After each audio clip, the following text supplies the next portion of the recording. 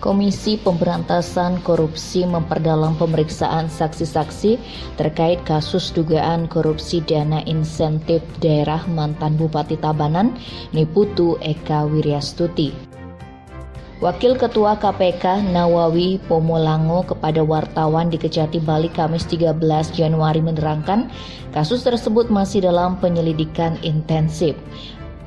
Pihak penyidik masih mengumpulkan keterangan saksi. KPK tidak mau berandai-andai terkait penetapan tersangka, kata Pomolango, akan disampaikan apabila penyidikan telah dinyatakan cukup dan dilakukan upaya paksa baik penangkapan maupun penahanan.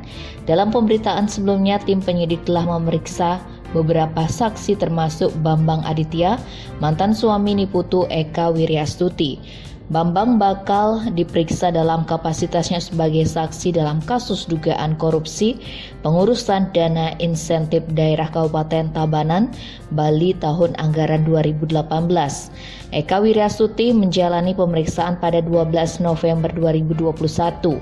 Dalam kasus ini KPK telah menggeledah beberapa lokasi, diantaranya kantor dinas PUPR, kantor Bapelitbang, kantor Badan Keuangan Daerah Tabanan, kantor DPRD, serta rumah kediaman pihak yang terkait dengan perkara tersebut.